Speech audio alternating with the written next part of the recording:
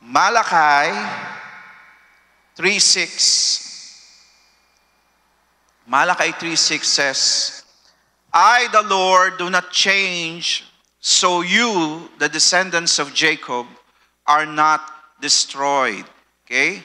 Ang Diyos po natin ay hindi nagbabago. Praise God at hindi siya nagbabago. Kasi kung nagbabago ang Diyos, malamang, no, kawawa tayong lahat. Kasi yung pag-ibig ng Lord at yung forgiveness ng Panginoon ay baka laging-lagi na lang kukulangin para sa atin. Kasi marami po sa atin ang nagiging pasaway sa buhay. Pero dahil si Lord hindi nagbabago, ang kanyang pag-ibig, pagpapatawad, yan po ay hindi rin nagbabago. Amen? Kaya nga sabi ng Bible, dahil hindi siya nagbabago, hindi tayo nadidestroy o hindi tayo nawawasak. Praise God. Natutuwa ba kayo ang Diyos natin ay hindi nagbabago o hindi pa bago-bago? Amen. Hallelujah. Yan ang kabutihan po ng ating Diyos. Hindi po siya nagbabago. Hebrews 13 verse 8, ganun din ang ating Panginoong Jesus. Jesus Christ is the same yesterday and today and forever. Ang Panginoong Jesus ay hindi rin nagbabago kung sino siya noon hanggang ngayon, ganun pa rin siya. Amen. Alam nyo, ang Panginoon, pag binasa nyo po yung Bible, mababasa nyo po yung great wonders na ginawa ng Panginoon, yung kanyang kapangyarihan, kung paano po siya kumilos, gumawa para po pagpalain at gumawa ng mga kamanghang-manghang bagay. Pag binasa po natin ang Bible, alam nyo, yung mga miracles na yon, yung mga signs and wonders na yon are still available even right now. Amen? Available pa rin yan kasi si Lord hindi nagbabago. Kung ang Diyos ay gumawa ng himala noon, kaya pa rin gumawa ng himala ngayon. Amen? Dahil tapat ang Diyos, He is faithful. Faithful siya in the Old Testament, faithful siya in the New Testament, faithful din siya hanggang ngayon sa ating bawat isa dito. Sabihin mo sa katabi mo, mabuti ang Diyos sa iyo. Amen? Hallelujah. Naalala ko si Jesus, no? Si Jesus po, kahit sa mapunta, pag nakakita ng may sakit, nagpe-pray at gumagaling. Oh, hallelujah. Si Lord, nagpapagaling pa rin hanggang ngayon. Amen? Yung sakit at karamdaman, no, dumarating yan sa tao, nangyayari yan. Si Lord, no, kaya pa rin pagalingin ng mga tao. Minsan, no, nauubos na yung pera mo. Kinakabahan ka na kasi, ano ba to Lord? May nararamdaman akong kakaiba. Naku, may nakakapa akong parang bukol. Naku, Lord. No? Minsan tayo, no, hindi ka makapagpatingin o kaya natatakot ka kasi alam mo na mahal. Pero kapatid, kailangan lumapit tayo sa Diyos. Maniwala tayo na si Lord nagpapagaling hanggang ngayon. Amen. Hallelujah. Para hindi na tayo magastusan. Misa kasi ganyan, ito nga kinikwento ko, no? Marami pong tao, nagpadoktor, bumili ng gamot, na pabalik-balik sa ospital. Nung naubos na yung pera, saka tinawag si pastor, Pastor, pag-pray mo naman kami. Dinalaw ni pastor, pinag-pray, gumaling. No, nawala yung sakit because si Lord ang nagpagaling. Sabi nung may sakit na pinag-pray, sayang pera ko. Oo nga, totoo. Kasi kung uunahin natin si Lord, no? Kasi yun yung pagpapakita ng pananampalataya eh. No? Unahin mo si Lord. Amen? Kung ang Lord ay nagpapala noon, hanggang ngayon nagpapala pa rin ng Diyos. Yung pagpapala na siksik, liglig at umaapaw. Sa buhay ngayon, no, nandami pong mga pangangailangan. Pero sabihin ko po sa inyo, si Lord hindi nagbabago. Si Lord ay nagpapala pa rin. Maging tayo po ay manampalataya lang, magtiwala sa Panginoon. Si Lord, kung paano nag-iingat noon, hanggang ngayon nag-iingat pa rin. Si Lord, kung paano yung kanyang mga plano na mababasa mo sa Bible, kapatid, applicable pa rin yan, relevant pa rin yan, mangyayari pa rin yan. Amen. Ang pag-ibig ng Diyos, walang araw na hindi available. Everyday available. Alam mo, ang kagandahan, sabi ng Bible, no, yung steadfast love ng Diyos, no, never ceases. They are new every morning. No? Isipin mo yung pag-ibig ng Diyos, no, hindi niya ginamit sa iyo yung pag-ibig niya ngayon. Hindi niya ginamit yung pag-ibig niya kahapon. Kasi may extra akong pag-ibig kahapon kaya ito ibibigay ko sa iyo. No, they are new every morning. Laging fresh. Amen? Ganyan po si Lord, hindi nauubusan yan. Amen? Hallelujah. Kung ginawa ng Diyos noon, kaya pa rin gawin ng Diyos ngayon.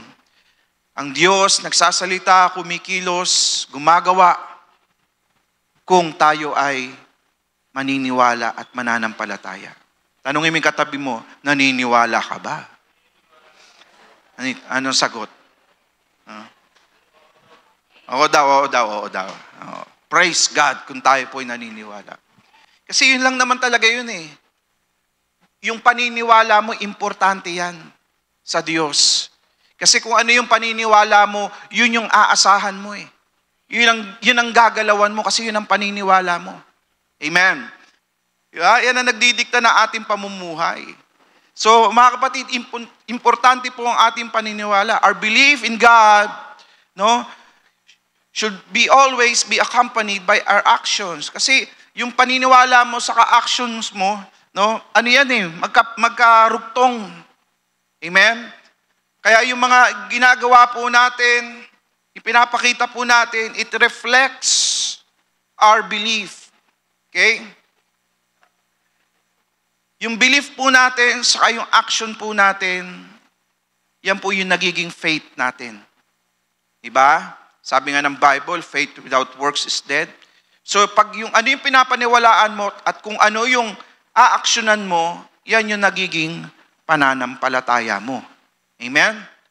The things that we have in our hearts, the things that we do, reflects kung ano po yung ating pinapaniwalaan. Kaya kapatid, examine. Tingnan mo yung buhay mo sa araw-araw. Ano ba yung pamumuhay mo? Ano ba yung lifestyle mo? Ano ba yung mindset mo? Ano ba yung mga actions mo? Lahat ng iyong pipiliin, okay? It all reflects doon sa iyong paniniwala. Amen.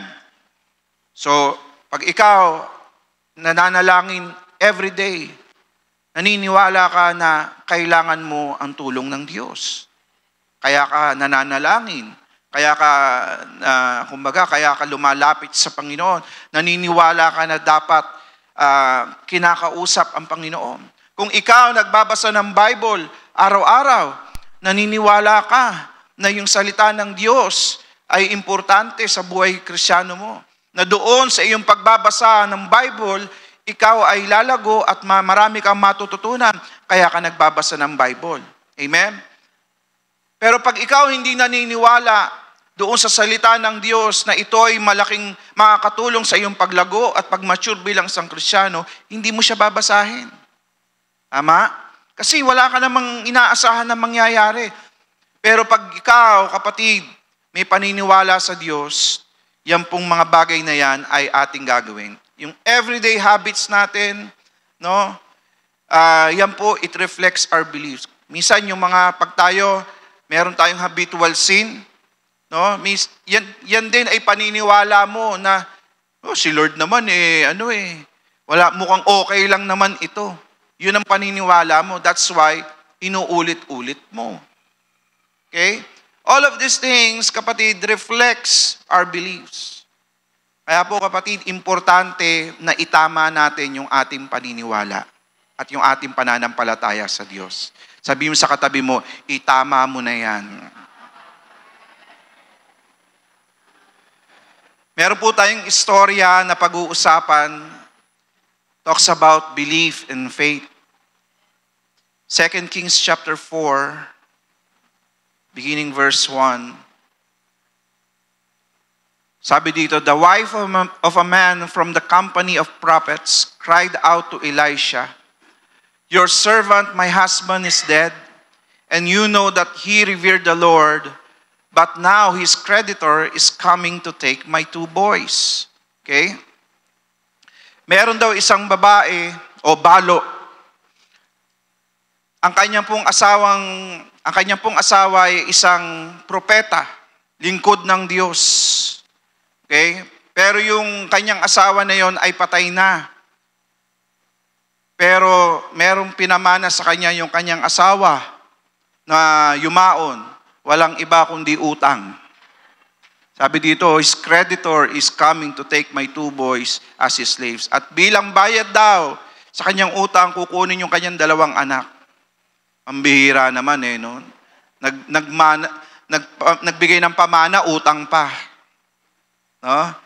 Kaya yung iba, sabihin ng mga singles, buti na lang. No? Buti na lang. Kaya yung mga singles, minsan sabihin nila, kaya ang hirap mag-asawa No? Yung asawa mo, imbis na ang iwan sa'yo mga magagandang bagay, sakit ng ulo pa. No? Yung ibinibigay. Hindi po, kayo naman Alam ko naman yung mga singles dito, gusto nyo na maging no? Mag-settle down. Sino po dito yung single? Lakas maka-amen nun Sino po dito yung mga single? Yan, hallelujah. Alam niyo yung single, meron silang post sa picture palagi. Alam niyo yung post ng mga single sa picture? Ganun ba, pastor, yung ganun? Ganun ba? O yung ganun, pastor? Ganun ba yung mga posting na? Di, ang post ng mga single sa picture palagi ganito. Pastor, ba't ganun? Kasi matagal na silang sanayang kaakap sarili. Kaya ganun yung posing nila. Akap-akap yung sarili. Peace, mga single. Kayo naman, huwag naman kayong ganyan. Naman kayong ganyan sa mga single. Ang tanging mahal ni Lord yan sa kanang mga magulang nila. Yun na lang ang nagmamahal sa kanila. May ganun Mahal ni Lord sa kanang magulang. So, ito pong babaeng ito, siya po ay namumroblema dahil wala na po yung kanyang asawa at sila po ay may utang at ang sinisingil sa kanila yung kanyang 2 anak. Gagawin daw slave, no? Kaya lumapit po siya kay Elisha. Sino po ba si Elisha? Si Elisha po ay isang propeta ng Diyos. Okay? So ito pong babaeng ito ay lumalapit sa propeta ng Diyos para kumbaga malaman niya kung ano ang pwede niyang gawin para matulungan siya ng Diyos. Tuloy po natin. Elisha replied to her, "How can I help you?" Okay? "Tell me what you have in your house." Sabi po ng babae, "Your servant has nothing there at all," she said, "except a small jar of olive oil." Elisha said, Go around and ask all your neighbors for empty jars. Don't ask for just a few. Then go inside and shut the door behind you and your sons. Pour oil into all the jars, and as each is filled, put it on to one side. She left him and shut the door behind her and her sons. They brought the jars to her, and she kept pouring. When all the jars were full, she said to her son, "Bring me another one." But he replied, "There is not a jar left." Then the oil stopped flowing. Okay?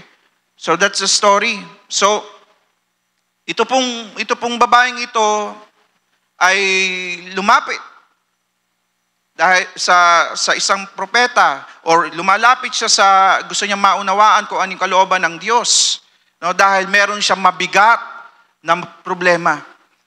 Alam nyo, ito po ang totoo.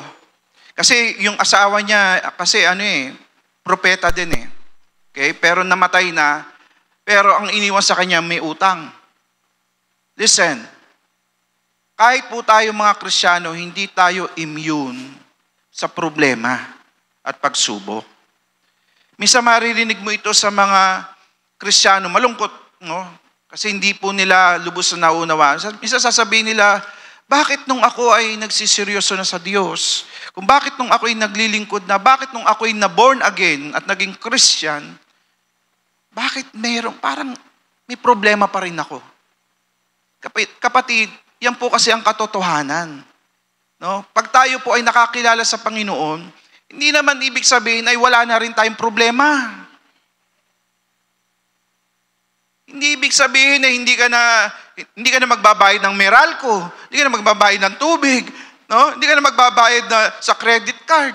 Magbabayad ka pa rin. Hello? May problema pa rin. May pagsubok pa rin. Amen? Itong mga bagay na ito, mga kapatid, ang kaibahan lang ay ito. Nung hindi ka pa Kristiyano at ikaw may pagsubok at may problema, ang tinatakbuhan mo si San Miguel. No? Si San Miguel ang tinatakbuhan mo. Tinatakbuhan mo yung mga gimikan sa Tomas Morato, no, sa Timog, no? Kumbaga nililibang mo yung sarili mo, pero ang totoo, nandun pa rin yung problema mo. Hindi naman nakakatulong yung mga bagay na yun. Tama? Pero pag ikaw ay nakakilala na, no, at ikaw ay may problema, meron ka na ngayong tatakbuhan. Walang iba kundi si Lord. Amen? Ngayon, pag ikaw may problema, marunong ka na ngayong manalangin. Pag ikaw may problema, may pagsubok, no, may church na ikaw ay mapupuntahan, may mga kapatiran na pwede mong i-message, pag-pray nyo naman ako. At ipagpe-pray ka. Nakakatawa po, pag tuwing prayer meeting po, Wednesday, meron po mga praise report. No, yung mga pinagpe-pray po natin every Wednesday, ang dami po nila, puno po tong screen na to ng mga prayer request. Marami po doon talagang tinugon at sinagot ng Panginoon yung mga prayer request. God answers prayer. Amen? Kaya wag ho kayong mahihiya, mga kapatid, pag kayo po ay may mga pinagdadaanan at pagsubok, no? Kasama niyo po ang mga kapatiran sa church. Kadamay niyo po kami para kayo ay ipanalangin, no? At idulog sa Diyos yung mga hanggang sama-sama po tayong ma-achieve natin yung tagumpay o yung prayer, answered prayer na ating hinihingi sa Panginoon. Amen? Hallelujah. Kaya napakasarap maging Kristiyano. No? May message mo si sister, may message mo si brother, may message mo si pastor, no? Merong mag-a-advise sa'yo, godly advice. So hindi ka noon, ikaw hindi mo alam kung ano gagawin mo, minsan kung ano pa naiisip mo. Pero pag ikaw meron ng Panginoong sa puso mo, hallelujah, iba na ang perspective mo, iba na ang pananaw mo, amen, sa mga pagsubok. Hallelujah. Alam mo ang kagandahan sa Diyos, pag ikaw ay nasa gitna ng pagsubok at tama ang naging attitude mo, si Lord ang inuna mo, nagtiwala ka sa Panginoon, naku, mas matindi pa sa problema mo yung pagpapalang ibibigay ng Diyos sa iyo. Amen. Iba yung isusukli ni Lord sa iyo. Naku, grabe. Kaya kapatid, kung ikaw dumadaan sa pagsubok, no, kapit lang kay Lord. Amen. Kapit lang kay Lord. Hallelujah. Pagkatapos yan, doon mo makikita, napakabuti ng Diyos. Hallelujah. So, ganun. Lahat naman tayo nagkakaproblema. Pag binasa niyo po yung Bible, mababasa niyo po yung si Moses, nagkaproblema. Si Abraham, nagkaproblema. No? Ang dami po nilang mga pinagdaanan. Si Elijah, nagkaproblema yan. No?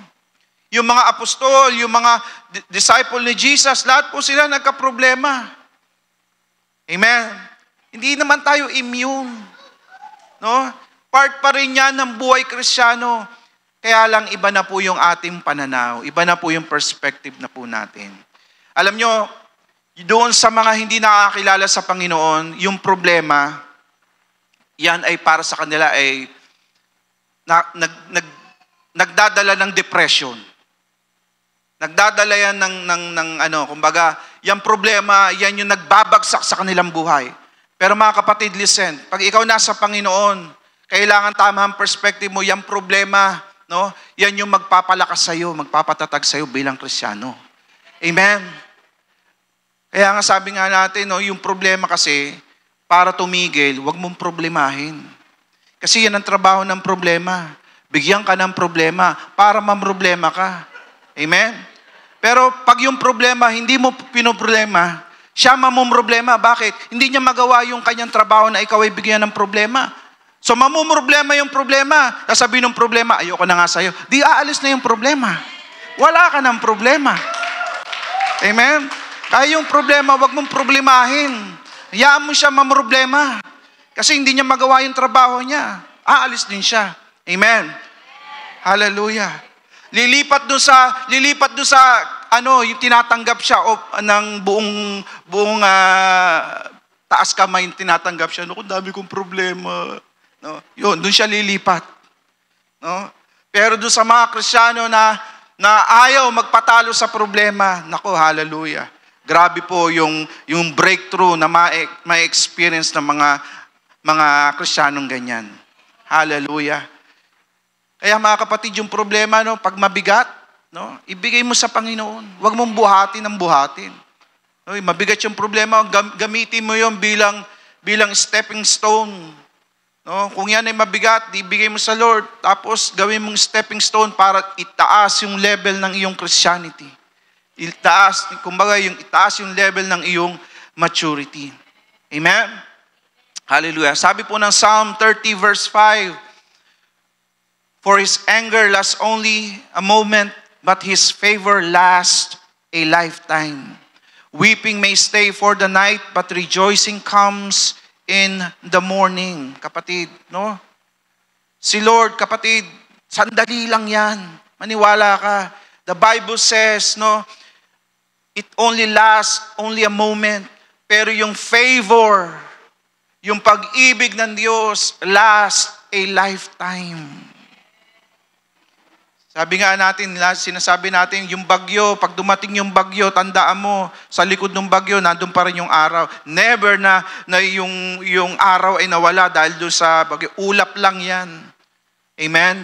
At paglagpas niyan, kapatid, aaraw uli. No? Hallelujah. Alam nyo, sabi kasi dito weeping may stay for the night, but rejoicing comes in the morning. Kapatid, ito po ang totoo, wala pong umaga kung walang gabi. Tama? Wala po kasing umaga kung walang gabi. Kaya para ikaw ma-experience mo yung morning na sinasabi ng Panginoon, kailangan dumaan ka dun sa gabi. Hindi naman pwedeng laging umaga. Amen?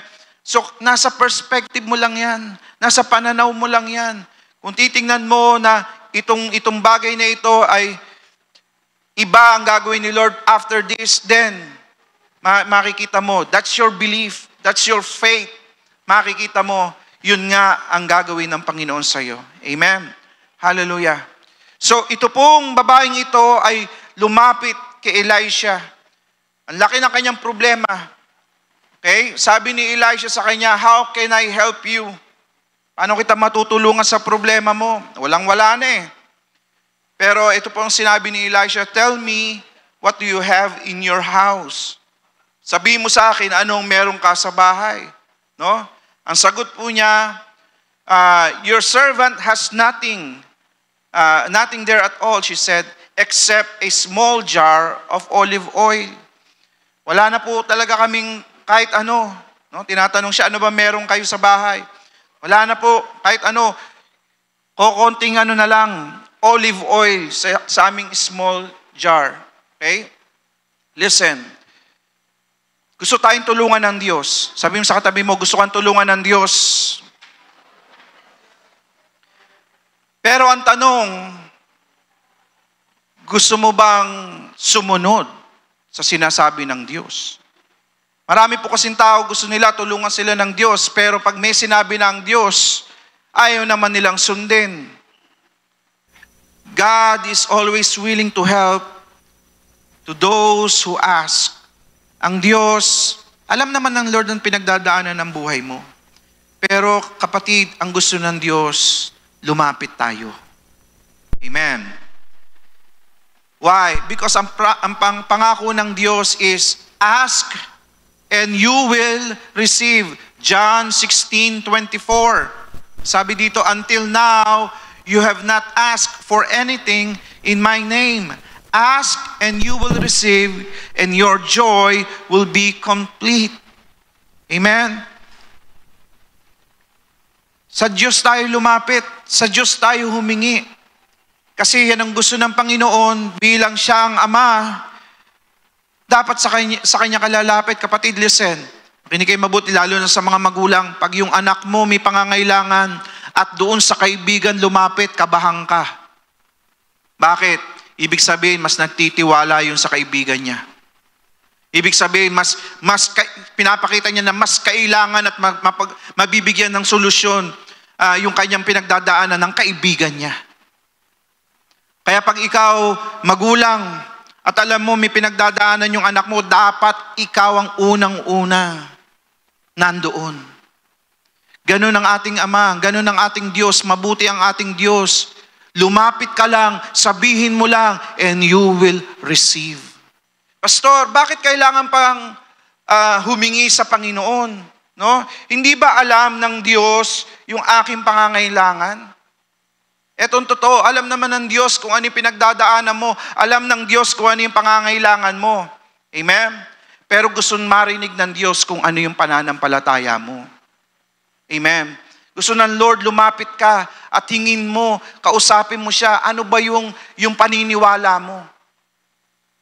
Ba? Kaya nga importante yung paniniwala natin kasi yung paniniwala natin, yan yung nagiging laman ng isipan natin, yan yung mga actions natin. Amen? Kapatid, ang gusto ng Diyos, ibigay yung mga pangangailangan natin. Sino dito gusto niya i-provide ng Lord yung pangangailangan niya? Taas ang kamay. Hallelujah. Iba po yung pangangailangan, iba yung gusto. No? Minsan kasi yung hinihiling natin sa Lord ay yung gusto lang. Pero dapat unahin mo yung kailangan mo. Amen. Kaya anong tanong sa kanya? Tell me what do you have? Ano ba yung meron ka sa bahay? Yun ang tanong ni Elisha doon sa babae. No? Yan po ay importanteng tanong ng Diyos sa atin.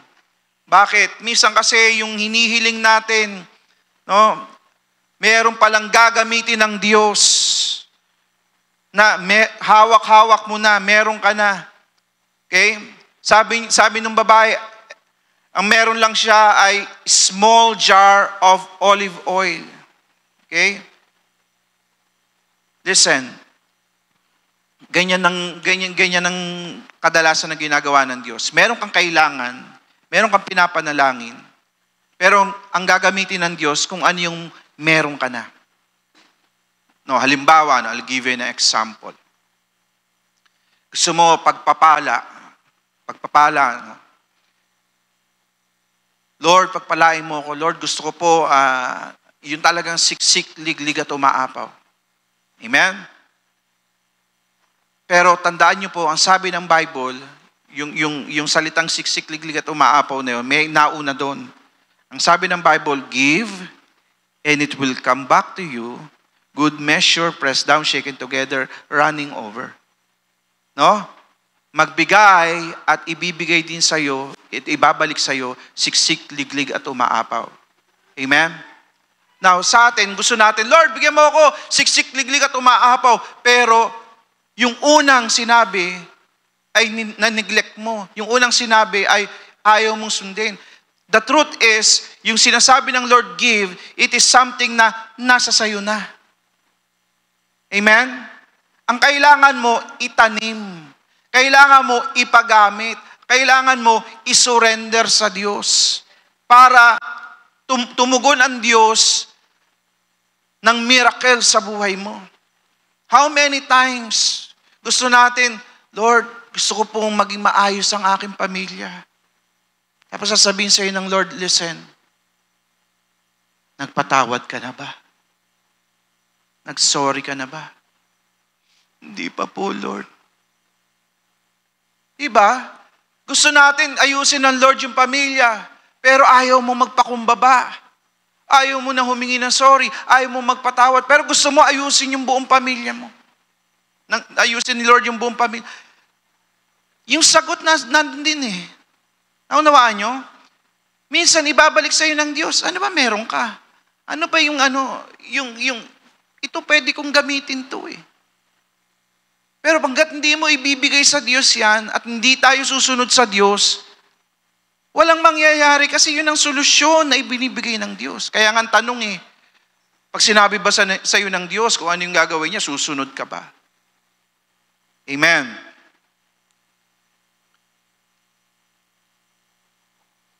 Kung kailangan mo ng miracle, kung kailangan mo ng pagkilos ng Diyos sa buhay mo, handa ka bang isurrender yung hihingin ng Diyos sa iyo?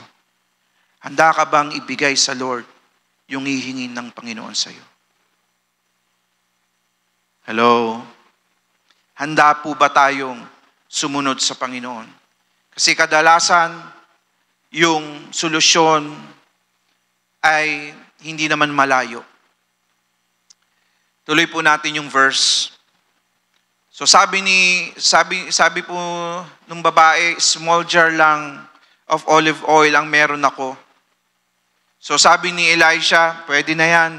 Bakit? Ang importante ay merong sisimulan ang Diyos. Merong sisimulan ang Diyos. Sabi po ng verse 3, Elisha said, "Go around and ask all your neighbors for empty jars. Don't ask for just a few." Ikot ka. Punta ka daw sa mga kapitbahay mo at manghingi ka daw ng empty jars. Sabihin po natin lahat, empty jars. So, ibig sabihin, walang laman. At wag ka daw hingi ng konti. No? Damihan mo daw. Okay? Meron pong 3 bagay ang mapapansin po natin dito sa verse na ito na pinapagawa sa kanya para ma-receive niya yung miracle. Okay? Una, kailangan he needs to go around. Pangalawa, he needs to ask his neighbors. Pangatlo, kailangan niya ng empty jars. Amen? Now, tingnan po muna natin. No? Una, bakit kaya siya kailangan he needs to go around. He needs lumabas sa kanyang bahay. Kasi sabi sa kanya, gusto mo ng miracle, gusto mo ng solusyon, go around. No? Kapatid, ang gusto ng Lord, if we want to receive a miracle, kailangan po marunong tayong sumunod. Meron po kasing call for action. Kaya sabi sa kanya ni Elisha, go around. Why? Kasi marami pong tao, gusto nila miracle, pero gusto nila uupo lang sila at bubuhos na yung miracle. Gusto nila answered prayer, gusto nila blessing, gusto nila uupo lang sila, tapos ibubuhos na ng Diyos mangyayari sa harapan nila. Hindi po ganun yun. Amen? God needs yung faith mo na may action. Kasi faith without action, faith without works or deeds is dead. Amen? Kaya sabi sa kanya ni Elisha, go around. Ibig sabihin, lumabas ka ng tahanan mo. Pumunta ka doon sa mga kapitbahay mo. No? Wag lang ho tayong maghintay ng breakthrough. Wag lang ho tayong maghintay ng answered prayer. Wag lang ho tayong maghintay yung miracle mangyari sa harapan natin. We need to take action. Anong action ba ang ginagawa mo? Nagpe-pray ka ba? That's isang action yon. No? Fasting, pwede rin yun. Worship. Amen? Pagbabasa ng Bible, these are actions na kung saan pinapakita mo sa Lord, Lord, no, I'm willing to pay the price. Kung ano po yung pinapagawa mo, Panginoon. Lord, no? Ganun po, kapatid. Move, no? And obey the word of God. Sabi mo sa katabi mo, galaw-galaw. Kaya nagiging idle tayo eh. Idle yung ating faith. Kasi wala tayong actions ng yung ating mga faith. Okay? Kailangan meron tayong active response doon sa leading ng Lord. Pag merong nililid sa'yo ni Lord, no, wag mo lang basta tanggapin, no, kailangan meron kang actions. Si Lord po nagsasalita, si Lord po nangungusap. Naku, ang dami ko po nakakausap na kapatiran, laging nananaginip. Napapansin ko sa mga kapatiran, laging tulog. So, may panaginip ako. Puro dreams ang activation. Kaya puro tulog lagi itong mga to. Ang dami po kinakausap ni Lord, no? Sa dreams. No? Yung mga dreams, yung mga ano na yun, no? Yan po ay pangungusap ng Panginoon. Katulad nung sinermon natin last Sunday, di ba? Vision. No? Vision, yun dapat yung direction mo. No? Pag nalaman mo yung vision, you prepare yourself. No? Bakit? Kasi doon ka dadalhin ng Lord. Yun ang kalooban ng Diyos sa'yo. Ganun din. Pag merong sinasabi sa'yo ang Panginoon, no? Kinakausap ka ni Lord, kailangan ng action. Kailangan po kung ano yung leading, kung ano yung pinapagawa sa'yo ng Diyos, sundin mo. Amen. Kaya sabi ni Elisha, no? Gusto mo ng miracle? Unang-una, go around. Second thing na pinagawa ni Elisha, ask your neighbors. No? Sabihin po natin lahat, neighbors. Pag sinabi po nating neighbor are the people that surrounds us. Who are the people that surrounds us? Our families. No? Kasama mo sa trabaho, these are the people that surrounds you. Yung mga kaibigan mo. Okay? Co-workers mo, mga relatives mo, and all the people that you know, these are the people that surrounds us. Amen. The second thing, kapatid, na kailangan mong gawin for you to receive your miracle is to fix your relationship. Importante yan. Mahirap yung hallelujah tayo ng hallelujah, pero marami tayong kaaway. Hello? Mahirap po yung praise the Lord tayo ng praise the Lord. Ang laki pa ng Bible mo na dala-dala. Pero may kagalit ka, may kaaway ka, may inis sa'yo, or meron kang kinaiinisan. Hello? Kailangan po yung relasyon natin, hindi lang sa Diyos, merong ganyan eh. Alam niyo, merong ganyan. Yung, kumbaga, yung kanilang relasyon sa Diyos, pinapahalagahan nila. Pero yung relasyon nila sa kapwa, hindi. Tandaan po natin, greatest commandment ni Lord, first is to love the Lord your God. Amen? Pero may second yun. To love your neighbor as yourself. That's the two greatest commandment, kapatid. Hindi tayo pwede na si Lord lang, Lord, love kita, love kita. Yung kasama mo sa church, ayoko sa'yo. Inis ako sa'yo. Galit ako sa'yo. Yung kaibigan mo, yung workmate mo, hindi. Galit ako sa'yo. Yung kapatid mo, naku, nakakainis talaga yan. Hindi po pwedeng ganun. Kaya minsan ayaw dumaloy ng breakthrough sa buhay natin eh. Ayaw dumaloy ng blessing sa buhay natin kasi hindrance yung yung maling relasyon natin. Hello? Pag may problema sa relasyon, no? Hindi yan kalooban ng Diyos. Gusto ng Lord, tayo po ay may pag-ibig. Gusto ng Lord, tayo may forgiveness. Meron tayong patience, understanding, doon sa mga taong nakapaligid sa atin. Amen? Baka naman yan yung nagiging hadlang doon sa answered prayers, mga answered prayer mo. No? Baka yan na nagiging hadlang. Tingnan mo, nag-pray ka naman, nag-fasting ka naman, nag-worship ka naman, nagbasa ka naman ng Bible, pero wala pa rin. Baka naman may problema ka sa relasyon. Baka naman meron kang, alam mo yun, malalaman mo kung ikaw ay may problema doon sa isang tao. Yung pag nakita mo, no, nagbabago yung pakiramdam mo, nagbabago yung mo. Huwag tayong dadaan dyan, huwag tayong dadaan dyan. Iwas tayo dyan. Dito ka lang. Di ba? doon mo mahalata yung may problema. Kahit sasabihin, di, okay lang ako, wala. Pero pag nagkasalubong na, may problema yun. Problema yun. Yung may kurot sa puso pa rin. Nangungurot pa rin sa puso. We need to fix that, kapatid. We need to fix that. Amen? Hindi natin may iwasan, minsan may mga ganun. Merong pag-aaway, may mga tampuhan. Pero tayo bilang Kristiyano, no, ayaw natin manatiling ganun. Iba kasi yung, biya mo na, ganyan na talaga yan. Di, iba yun. Kung ikaw nakaramdam, dahil nainis ka, nagalit ka, normal yun. Kasi may ginawa sa yung mali. Pero pag ikaw namuhay at nanatiling ganun, problema yun. Amen. Mahirap po na may kagalit. Mahirap po na may kagalit. Amen. Kaya, kapatid, sabi mo sa katabi mo, patawarin mo na.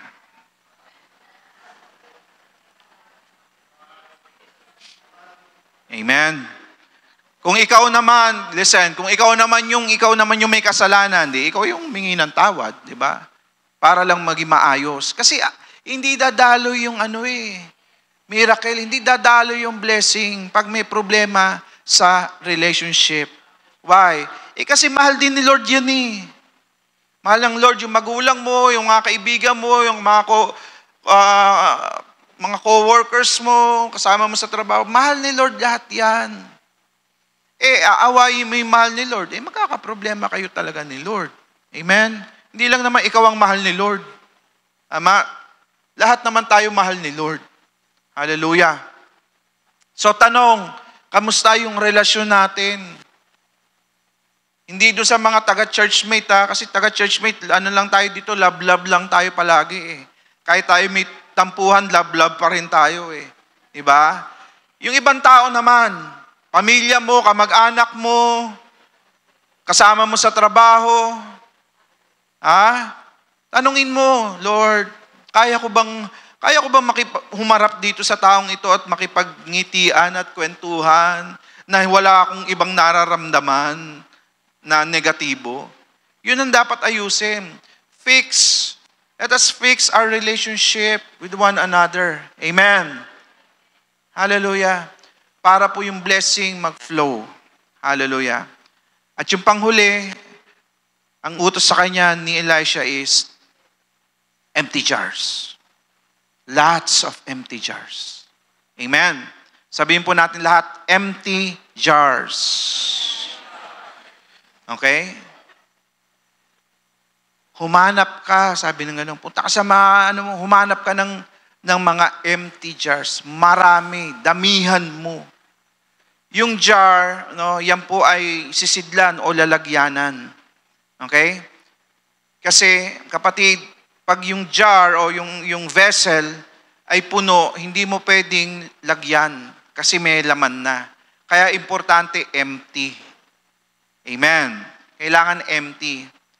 Now, itong pong bagay na to ay importante sa atin. Kailangan kasi, para punuin tayo ng Diyos, kailangan yung mga bagay na hindi sa Diyos na nagpupuno sa atin, kailangan i-empty muna natin.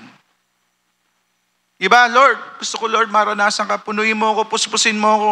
Pero pag punong-puno ng iba't ibang bagay na hindi naman sa Panginoon, punong-puno ka ng worries, punong-puno ka ng galit, sama ng loob, punong-puno ka ng mga lust sa isipan mo, sa puso mo, punong-puno ka ng mga bagay na hindi sa Diyos. Kapatid, hindi ka pwedeng buhusan o punuin ng Diyos kung mayroong mga bagay na nag-o-occupy sa iyo. Amen? So, sabi sa kanya, verse 4, balik tayo doon. Go inside and shut the door behind you and your sons. Pour oil into all the jars. Mamaya babalik tayo dun sa jar kung ano po nangyari. Go inside and shut the door behind you and your sons. Pour oil into all the jars, and as each is filled, put it to one side. Okay? Nung sabi ni Elisha, pag nakuha mo na, lumabas ka na, nag-action ka na, you go around na. No? Pumunta ka na sa mga neighbors mo, nakipag-ayos ka. Bakit? Kasi pag ikaw galit yung neighbor mo, hindi ka makakapahingi ng empty jars. No? So, may empty jars ka na. Okay? So, ang sumunod na pinagawa sa kanya is to go inside, shut the door behind you and your sons, pour oil into the jars, and as each is filled, put it on one side. Okay? Now listen. Si Lord, gusto niya kumilos, gumawa, pagpalain, gumawa ng miracle. Pero listen, meron ding lugar, a place of miracle. Sabihin po natin lahat, place of miracle. Kailangan marunong tayo kung nasaan si Lord, doon din tayo. Amen. Kung nasaan si Lord, doon din tayo. Why? Because that's the place of miracle. Doon siya gagawa, doon siya ikikilos. Just imagine, no? Dumating na yung babae, dala-dala yung empty jars, kasama yung mga anak. Andun si Elisha, naghihintay doon sa bahay. Pagdating doon, ang utos sa kanya, no? Go inside your room. Pumasok kayo sa kwarto. Shut the door. Sarado niyo yung pinto. At doon niyo ibuhos. Bakit hindi sa kusina? Di ba? Paano kung tumapon? At least nasa kusina, may pamunas na, may tubig, no? Kung tumapon man yung oil, at least nasa kusina. O kaya doon sa dining table. Di ba? Para may table, doon niyo ibubuhos. Yun yung tamang lugar para magbuhos ng, maglagay ng empty jars at magbuhos ng oil. Pero bakit sabi, pumasok ka sa kwarto? Because that's the place of blessing. That's the place of miracle. Amen. Kaya minsan sinasabi mo, Lord, pero sasabihin sa'yo ng Panginoon, eto gawin mo, dito ka. Why? Because dun kikilos kasi ang Diyos eh. How many times ganito ang gagawin natin sa Panginoon? Magdi-decide ka ng isang bagay, gagawa ka ng isang bagay, ikaw lang ang nagdesisyon, tapos sasabihin mo, Lord, samahan mo ko. Lord, pagpalain mo ko. Lord, in Jesus' name, bumaba ka sa lugar na ito, pagpalain mo ko. How many times ginagawa natin sa Diyos yan? Bakit hindi natin tanungin, Lord, saan mo ba ako gusto? Amen. Lord, kung nasaan ka, Lord, doon ako. Hindi yung pipilitin mo si Lord, bumaba doon sa lugar na hindi ka naman pinapapunta ni Lord. Amen. Doon ka, doon sa place of miracle, a place of blessing. Okay? Sabi sa kanya, go inside your room, shut the door. No? Why? Because doon sa lugar na yon, doon sila imimit ng Diyos. Doon gagawa ng miracle ang Diyos. It may be parang absurd, no? Kasi bakit hindi sa kusina? Bakit hindi sa dining table? Bakit sa kwarto magbubuhos ng oil? Wala ka na doon. Kasi ang importante, nandoon si Lord. Kung si Lord nandoon sa kwarto, no? At sasabihin mo, hindi, jars to magbubuhos tayo ng oil dapat sa kusina o kaya sa dining table. No? Kailangan sumunod ka kung nasaan si Lord. Doon dapat tayo sa presensya ng Diyos. Amen? Kung nasaan ang presensya ng Lord, doon tayo. At doon natin, kumbaga, doon natin ilagay yung sarili natin. Okay? There's a place na kung saan gusto ng Lord tayo ay i-meet. There's a place of miracle at lahat yan nasa presensya ng Diyos. So let us always be in the presence of God. Okay? Kapatid, saan mo natatagpuan kadalasan ng sarili mo pag ikaw ay nangangailangan ng pagkilos ng Diyos? Natatagpuan mo ba yung sarili mo nasa presensya ka ng Diyos o natatagpuan mo yung sarili mo stress eating? O natatagpuan mo yung sarili mo nagmumul? Pag ikaw may problema at kailangan mo ng breakthrough, ginagawa mo, nililibang mo yung sarili. Kapatid, be in the presence of God. The best place para ikaw ay makareceive ng miracle is in the presence of God. Okay? Doon tayo dapat. Sabi po ng Psalms 139 verse 7, where can I go from your spirit? Where can I flee from your presence? If I go to the heavens, you are there. If I make my bed in the depths, you are there. If I rise on the wings of the dawn, if I settle on the far side of the sea, even there, your hand will guide me. Your right hand will hold me fast. No? Kapatid, i-desire po natin yung presence ng Lord. Okay? God's presence, kapatid, lagi naman nandyan yan. Ang kailangan mo lang is i-desire. No? Tayo lang talaga, kapatid, ang hindi available. Si Lord available every day. Si Lord po available every day. Gusto ng Lord, katagpuin ka. Gusto ng Lord in your secret place, in your place of altar. Gusto ng Lord doon kayo ay, ikaw ay makasama niya, no? Tayo lang talaga ang hindi available kadalasan. Tayo lang din ang hindi nagbibigay ng oras. Sabi ni Elisha, pagpasok niyo ng kwarto, shut the door. Okay? Sabihin po natin lahat, shut the door. Why? Kasi may mga bagay na kailangan isara na sa ating mga buhay. No? Ano ba yung mga bagay na dapat isara mo na sa iyong buhay? Yung dati mong buhay, kapatid, dapat sarado na yan.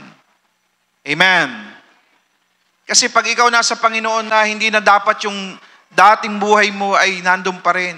Sinasara na yan. Maraming mga bagay na kailangan isara mo na yung pintuan mo.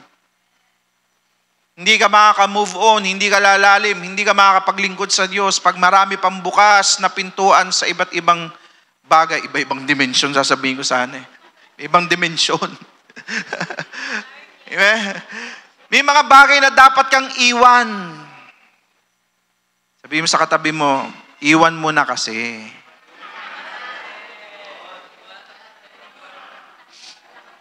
Hello?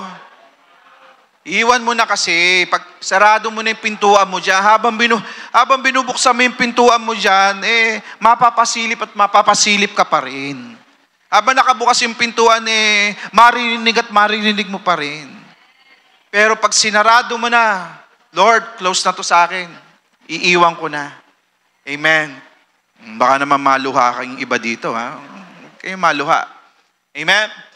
Kung gusto mo, listen, kung gusto mo ng bagong kilos ng Diyos sa buhay mo, kailangan mo iwan yung mga lumang pinangahawakan mo sa buhay. Kung gusto mo ng bago, iwanan mo yung mga luma. Okay? Ano ba yung mga bagay na yon, yung mga luma na dapat iwan mo? Yung lumang kaisipan, yung mga bad attitude, no?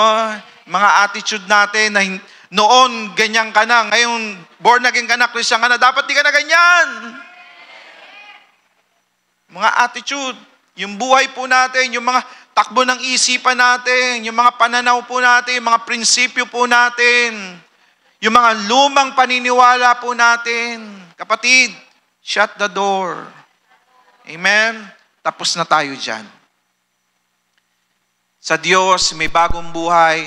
Sa Diyos, kailangan nakikita yung bagong buhay. Tuloy po natin yung verse. She left him and shut the door. Sinunod po niya. Shut the door behind her and her sons. They brought the jars to her and she kept pouring. When all the jars were full, she said to her son, bring me another one. But he replied, there is not a jar left. Then the oil stopped flowing. So ibinuhos po nila, nandun sila sa kwarto, kasama niya yung mga anak niya, nandun yung mga empty jars.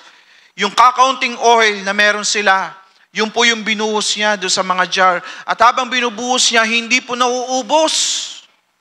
No? Hindi po nauubos. Ang dami na po nilang jars na napuno. Okay? Pero nung lahat ng jars ay napuno na, humihingi pa yung babae, doon sa anak mo, may jar ka pa ba? Kung nasa na, dali, marami pa, tumutulo pa.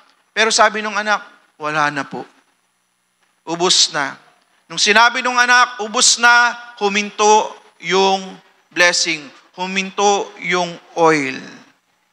Kaya napaka-importante na marami kang jar.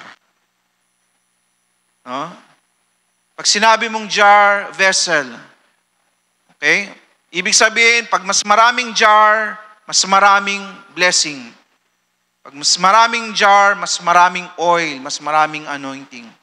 Ano po ba yung mga sisidlan o jar na dapat marami tayo.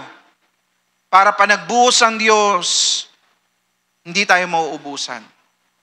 Una, yung pananampalataya, sabihin po natin lahat, faith. Faith, kapatid, yan ay isang parang sisidlan na kung saan habang merong space, habang merong kang jar, si Lord, buhos lang ng buhos. Amen? Why? Kasi importante yung faith. Yung faith, yan yung language na kung saan naiintindihan ng Diyos. Pag yung tao may faith, alam na ni Lord yun. Pero pag yung tao walang faith, no? Hindi sila magkaunawaan. Bakit? Kasi gusto ng Diyos tayo ay may pananampalataya. Matthew chapter 9 verse 29.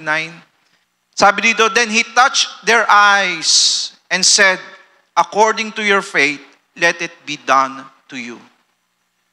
The Bible says, according to your faith, let it be done to you. So pag ang faith mo ay malaki, malawak, marami, okay? Marami pong pwedeng gawin ang Diyos sa buhay mo. Amen. Faith is a jar of miracles and blessing. The more faith, the more blessing. The bigger the faith, the bigger the blessings. Amen. Listen, pagdating sa faith, lahat tayo meron yan. Tanungin katabi mo, meron ka ba yan? Bakit? Maniniwala ka lang eh. Kaya lang, etong difference. Yung iba, maliit yung faith. Yung iba, malaki ang faith. Iba-iba yung size ng faith natin. Pero lahat tayo merong ganyan. Okay? Lahat tayo may ganyan. Kapatid, kung si Lord, kung ikaw uhaw na uhaw, tapos kailangan mo ng tubig, tapos ang bibigay, magbubuhos si Lord ng malamig na masarap na tubig. No? Tapos ang ibibigay mo sa Lord, Lord, eto ang faith ko, gatansan. Alam mo yung tansan? O yung ginagamit natin na lang sa, dun sa communion, ganong kaliit. No? Siyempre, bubuhos ng Lord na gano'n yung blessing niya. Pag buhos niya, puno na. No? Iinumin mo. Ang sarap. Kaya lang, bitin. Amen? Bitin. Bakit naman kasi yun ang ginamit mo? Yung pang natin, pang communion. Bakit hindi ka gumamit ng mas malaki? Sige, lakihan natin. Gabaso. Pinuno ng Lord. Gabaso. Napuno na. Hallelujah.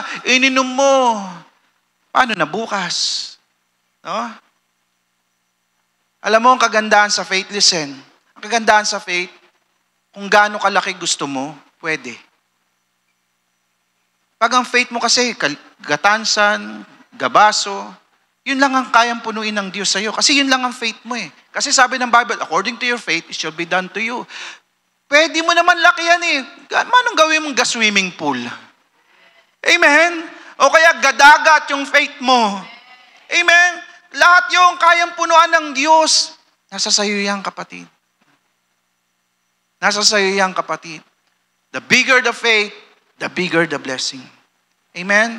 Hallelujah. Kaya wag mong hayaan, kapatid, na maubusan ka ng pananampalataya. When faith stops, the blessing and miracles also stops. Pag ikaw hindi na naniniwala, hindi na nananampalataya sa Diyos, hihinto na rin. Hihinto na rin yung blessing, hihinto na rin yung miracle. Why? Kasi wala ng faith. Okay?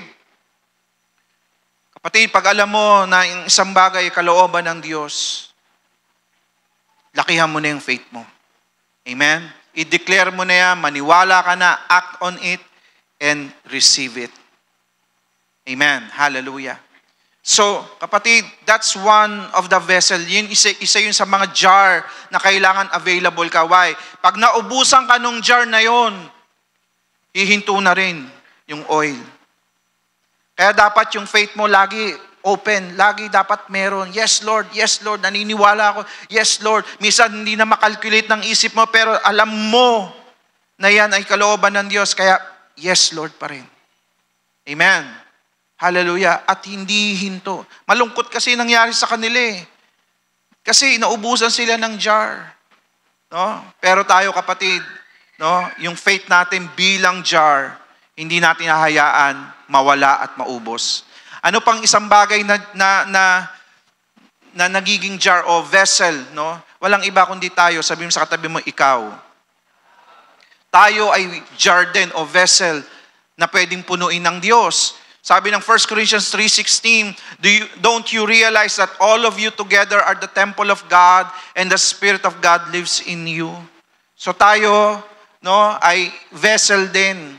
Okay? We are God's temple. Tayo po ay tahanan ng Diyos. So dapat tayo po ay laging available. Lord, punuin mo ako. Lord, punuin mo ako. Lord, more of you. Lord, I'm thirsty. Lord, I'm hungry for more of you. Amen. Ang problema kasi sa marami pong tao, pag sila puno na ng problema, busy na sa trabaho, busy na sa mga alalahanin, o kaya marami ng lakad, lakwatsa, mga pleasure sa buhay, no? Puno na ng kung ano-ano mga bagay, hindi na mapuno ng Diyos. Kaya kasi ang nag-o-occupy na ibang bagay. Amen. Hihinto na rin yung oil. Pero kapatid, kung ikaw, alam mo at ang gusto mo si Lord lang, Lord, I want more of you sa aking buhay. Lord, hindi mo ahayaan kapatid yung mga problema, pagsubok, aalisin mo muna. Alisin muna kayo, gusto ko si Lord. No? Yung mga bagay na alis muna kayo, gusto ko si Lord. And then, bubuhos ni Lord. Yung blessing, ibubuhos ni Lord yung kanyang sarili sa iyo. Amen? Pero we need to be empty palagi. Wag mong hayaan na ikaw ay mapuno ng mga bagay na hindi naman sa Diyos. Kung tayo ay mapupuno tayo ni Lord. Kasi we are the temple of the Holy Spirit. Amen? Kailangan mapuno tayo. More anointing of God. More power of God. Amen. Hallelujah. So be a vessel, be a jar na pupunuin ng Diyos. Yung faith mo, kapatid, no? Kailangan laging available yan, laging hindi mauubos.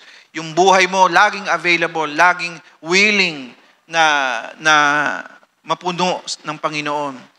Amen? Yung pananampalataya natin, yan ang sukatan natin. Hallelujah. When God was pouring out the oil, listen, makinig kayo mabuti. Alam mo nangyari doon sa story? Nung wala ng jar, tumigil na rin yung oil. Okay? Tumigil na rin yung oil. Pero listen, when God was pouring out the oil, nung binubuhos ng Diyos yung oil dun sa mga jar, God did not say enough. Hindi sinabi ng Lord, stop.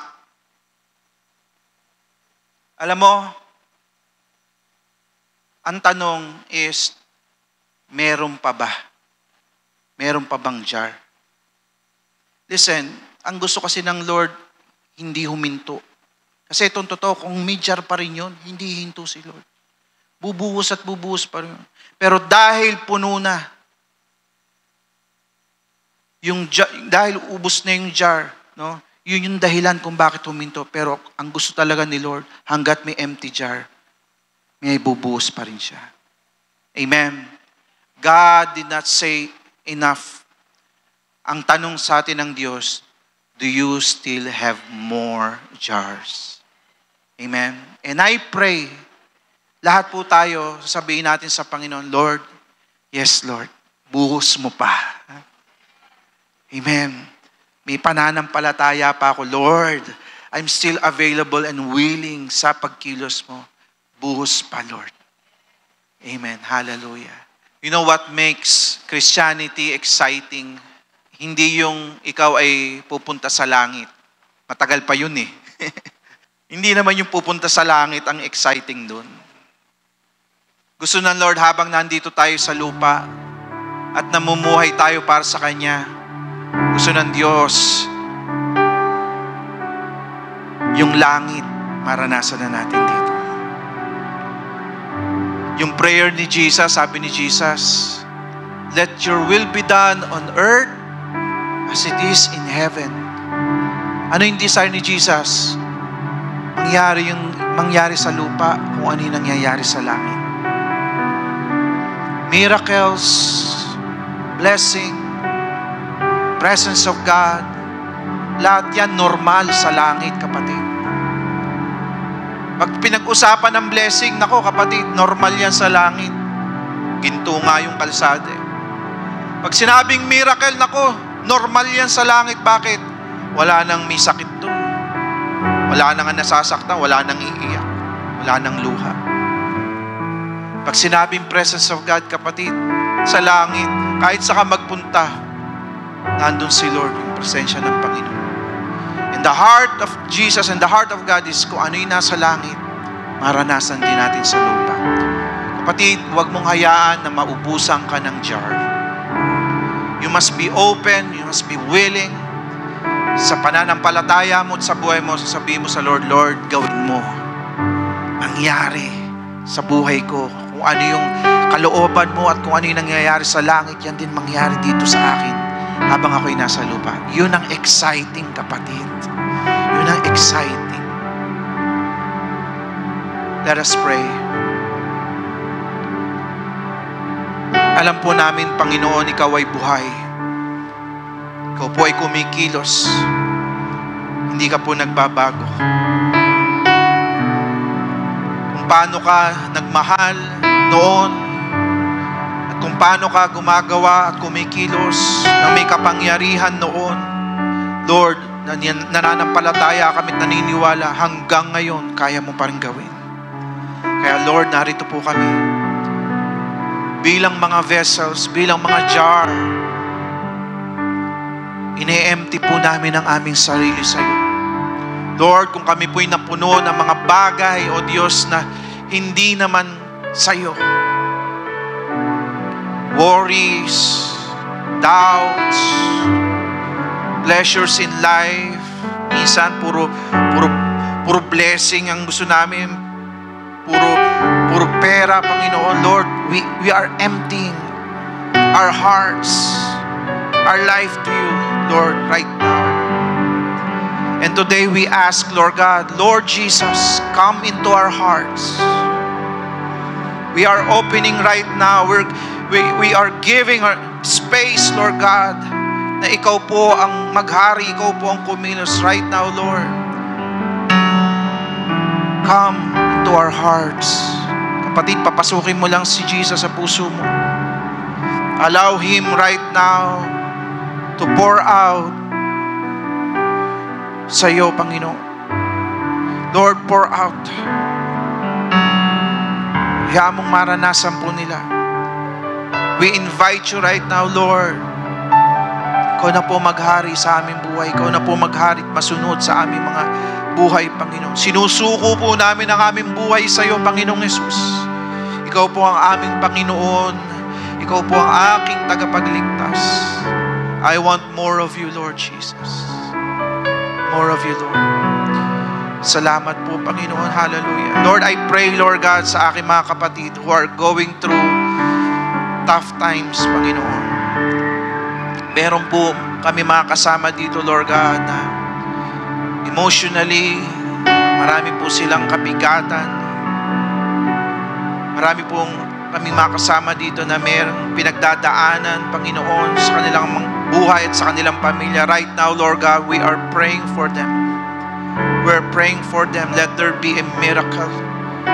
Let there be an answered prayer, Lord God. Lord Jesus, may you find them, Lord God, in your presence, Lord God. Lord, nais, Panginoon, ang pagkilos mo, Lord. Kumilos ka po, Lord. Tanggalin niyo po yung kabigatan sa aming mga puso at isipan.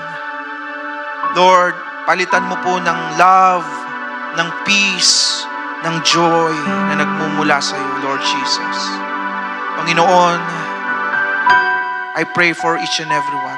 Bless them, Lord. Sa mga nangangailangan, Lord God, let them receive, Panginoon, according to their faith, Panginoon. Let them receive, Lord. Hallelujah. Thank you, Lord Jesus. Kapatid, activate your faith. Ano yung bagay na gusto mo na gawin ng Diyos sa'yo? Ano yung bagay na gusto mo na ibuhos at ibigay ng Diyos sa'yo? Come on, activate your faith. Say it to God right now. Hallelujah. God is listening. Come on, sabihin mo sa Panginoon, Lord, I believe, Lord God, in faith, Lord. Ito po, Panginoon, ang gagawin mo. Ito po, Lord, ang kailangan ko. Lord, ito po, Panginoon, ang ibigay mo. Lord, hallelujah. Come on, say to God right now. Hallelujah. Lord, we agree, Panginoon. We agree. In spirit, Lord God, we agree. Sinabi mo, Panginoon, if two of you agree, whatever you bind on earth shall be bound in heaven, Panginoon, and whatever you loose on earth will be loosened in heaven. Lord, in the name of Jesus, we agree, Panginoon, Lord God, sa mga prayer requests, sa mga bagay na inilalapit sa iyo ng mga kapatiran po namin, Lord, in Jesus' name, Lord God, and we receive it in the name of Jesus. Right now, kine-claim na po namin yung victory, kine-claim na po namin yung love, joy, and peace, kine-claim na po namin, Lord, yung kasagutan sa aming panalangin. Lord, kine-claim na po namin, we are victorious, Panginoon. Salamat po, Panginoon. Thank you for today, Panginoon. Lord, binabalik po namin at sa iyo lang, Panginoon, Lord, ang lahat ng kapurihan, kaluwalhatian, Panginoong Jesus. Salamat po. In Jesus' name we pray. Amen. Amen. Come on, the best clap of praise para po sa Panginoon. Hallelujah.